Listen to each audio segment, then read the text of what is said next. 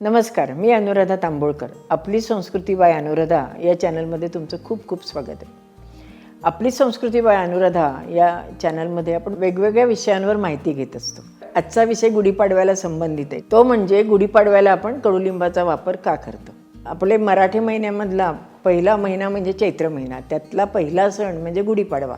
चैत्र शुद्ध प्रतिपदेला आपण गुढी उभी करतो. गुढी उभी करताना आपण त्याला नवीन वस्त्र, नंतर साखरेची माळ घालतो, कडुलिंबाची डहाळी किंवा एक फांदी छोटीशी लावतो, तीसुद्धा फुलं आलेली बरं का, आणि आंब्याची डहाळीसुद्धा लावतो. अशा तऱ्हेने छान आपण गुढी सजवून आपल्या दारामध्ये उभी करतो. ही गुढी उभी करताना आपण कडुलिंबाच्या पानाचा वापर करतो. तर ही कडुलिंबाची पानं आपण का वापरतो?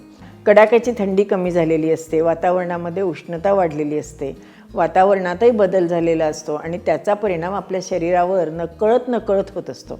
त्याकरताच कडुलिंबाच्या पानाचा आपण उपयोग करत असतो. आणि हे महत्त्व सांगण्याकरताच आपण गुढीला कडुलिंबाची फांदी लावत असतो, म्हणजे छोटी फांदी लावत असतो.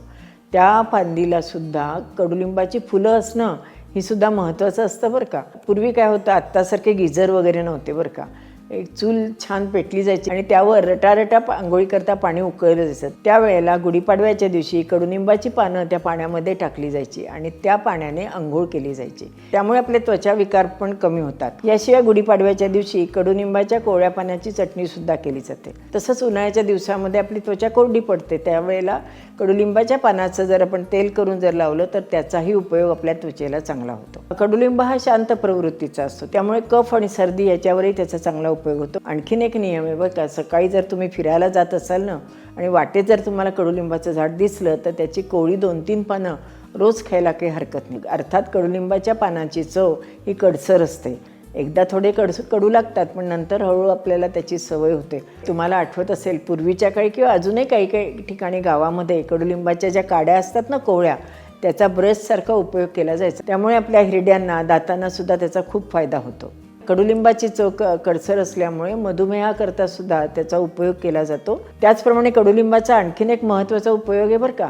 कडुलिंबाची पानं जर खोबरेल तेलामध्ये घालून आणि आणखीन काही गोष्टी घालून जर आपण त्याचं तेल केलं तर त्याच्यामुळे आपल्या केसातला कोंडा जातो, आपले केस वाढतात आणि केसाचं आरोग्य छान राखलं जातं. कडुलिंबाच्या काड्याचा किंवा पानाचा रक्तशुद्धीकरता सुद्धा उपयोग केला जातो आणि म्हणूनच कडुलिंबाचा विविध रूपांमध्ये आपण आपल्या रोजच्या जीवनामध्ये उपयोग करून घेत असतो. आहे की नाही, किती उपयोगी आणि औषधीसुद्धा आहे की नाही कडुलिंब. आणि म्हणूनच कडुलिंबाचं महत्त्व सांगण्याकरता गुढीपाडव्याला आपण या न त्या रूपामध्ये आपण त्याचा उपयोग करत असतो.